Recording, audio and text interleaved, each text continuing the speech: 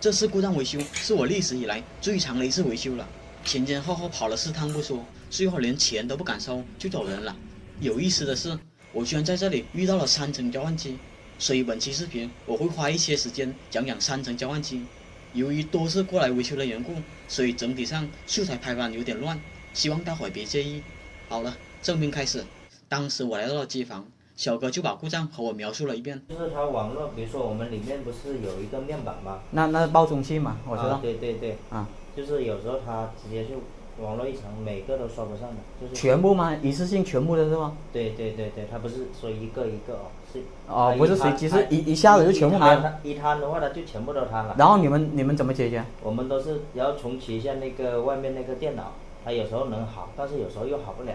大概的意思就是他们这个报中系统总是报网络异常，每次发生这种情况，他们总是重启主机，但是每次重启不一定有用，有时候多次重启才行。通过了沟通后，我才了解到他们所谓的主机原来不在机房，所以我就让小哥带我去主机那边看看是什么情况。前台那台电脑，我跟随小哥来到了前台，原来这台电脑就是他们的主机了。当时我看了下，他们软件是能正常打开的，所以我也看不出什么原因来。于是我就让小哥带我去房间里面看看具体是什么情况。你就找个房间给我看一下。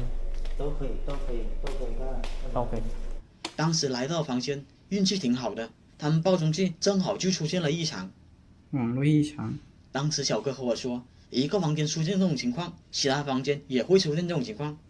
但是客户的话，我只能当做参考，所以我又来到了下一个房间试一下。网络异常。网络异常。网络异常。当时我连试了3个房间，确实都是这种情况。那么我就基本确定了他们描述是对的，范围性出现这种情况，然后通过重启才能解决。当时我就判断是主机线路或者 IP 出现了问题，于是我就回到了主机旁边，查看了一下主机的 IP 地址是多少。当时我看了这主机的 IP 地址，它是3网段的，然后我又查了下这主机的接入方式。让我没想到的是，它居然是静态接入的，那这样的话那就不是 IP 问题了，但他们目前的网络也是正常的啊。于是我就学着他们一样重启电脑试一下，看看他们的报中系统会不会恢复正常过来。重启完成后，我再来到了房间，果然报中器又正常了过来。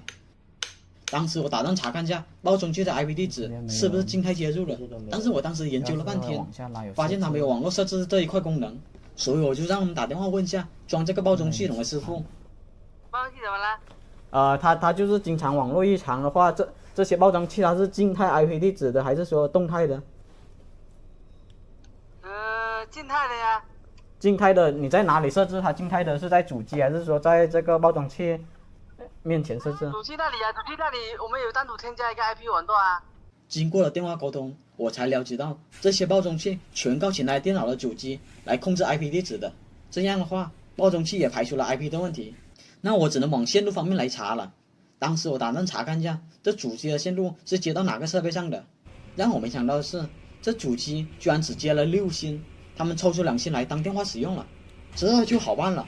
这时候我就回到机房，看看这线有没有通向机房。由于2芯只接电话的缘故，我一下子就找到了这主机的线路。它是接到这个3层交换机上的。后面我又花了几分钟捋了下这些的设备线路，已知前台主机是接到了3层交换机18号口上，下面瑞捷交换机是接到3层交换机1号口上，海康的交换机则是接到3层交换机的22号口上。上面这2个交换机分别接到了19和20号口，路由器则是接到了23号口。看来所有的设备都接到了这个3层交换机上。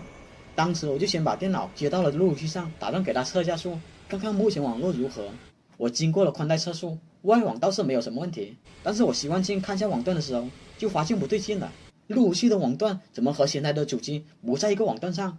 一个是172段的，一个是192段的。然后我又用网线接到了3层交换机上，打算看看3层交换机目前是什么网段的时候，结果这个时候更加离谱了。怎么刚才还是172.1网段，现在又变成了172.20网段了？后面我又换了个口试一下，结果 IP 又变成了172.10网段了。这下我才明白了过来，原来这3层交换器划分了微浪。鉴于往期我从来没有讲过3层交换器划分微浪这概念，所以我这里大概给大伙讲一下。当时我进入了3层交换机的后台，我看了下配置，发现这个交换机创造了3个微浪出来。由于微浪1是默认存在的，这个我们就不管了。我们点下微浪2的右边的编辑，这里我们就可以看到这些蓝色的接口被设置成了微浪2。我们这里可以点击鼠标，随意修改这些接口，把它设置成自己想要的网段，这点是普通交换器做不到的。然后我们再点击端口管理，在这里我们就可以看到微浪的网段了。大伙看吧，微浪2网段为3段，微浪10网段为10段，微浪20网段为20段。我们只要点击编辑，在这里我们就可以随便修改这些端口的网段了。我怕大伙听不懂，所以我这里用电脑接几个网口示范给大伙看一下。现在我电脑 IP 地址是1段的，然后我把网线接到了17号口上，1网段就变成了3网段，所以17号口就被设置成了微浪2。然后我再把网线接到8号口上，3网段又变成了20网段，这就3层交换机微浪功能了。每个网口都可以设置成不一样的网段，尽管它们网段不同，但是它们是可以互通的。比如我电脑现在是20网段，那么我就拼一下3网段给大伙看一下。大伙看吧，20网段可以拼通3网段的，这是普通交换机做不到的，这就微浪的好处了。当然，微浪还有更多的作用，但是我再讲下去的话，那些看热闹的就都跑光了，所以我就不多讲下去了。喜欢的话可以在评论区里面说一下，如果很多人愿意听我讲的话，我可以专门开一篇来讲3层交换机微浪。到了这里我就知道冒充系统是由交换机负责的 IP 地址，这就好办了。于是我就把路由器和3层交换机的主线给拔了，看一下断网了冒充系统是否还能正常运转。如果能正常运转的话，那么我这里就可以直接排除路由器和外网的因素了。当时我拔了，电脑也断网了，我再次测试冒充系统的时候，发现它有没有外网一样可以正常使用，那么范围就缩小到了交换机、网线以及前台主机身上了。当时嫌疑最大的就是主机这条网线了，所以我就把水龙头重新换了一遍，看看还会不会发生这种情况。当时我把水龙头换了之后，确实又能正常刷卡使用了，但是到了第2天，依旧又出现了网络异常的情况。网络异常，网络异常。为了排除交换机故障，索性我第2天就带了一台交换机过去。当时我把微浪2上面的所有网线都接到了新交换机上，然后我再把路由器的浪2口设置成3网段。如果这样还是出现问题的话，那么就排除了3层交换机的问题。就这样用了2天左右，后面的爆中器还是会报网络出现错误。遇到这种情况还是挺无奈的。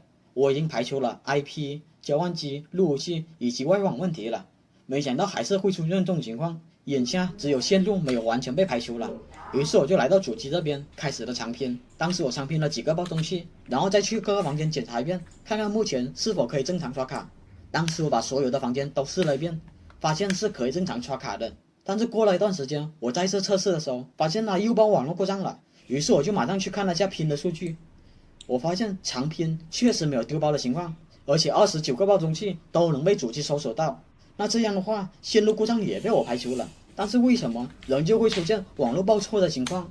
当时我再来到房间看看什么情况的时候，大伙看吧，我刷着刷着，它自己又恢复了。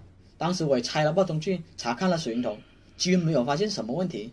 在这么多方面的排除下，我只能考虑这些设备或者这个系统本身就存在问题了。没办法，遇到这种情况，我只能撤场了。该用的办法都用了。当时我准备走的时候，客户经理就问我多少钱了。我和他说事情还没有解决，所以我这里就不收费了。毕竟他不是老板，到时候又出故障了，他也没办法向老板交代，所以我就没有收了。好了，本期到这里就结束了。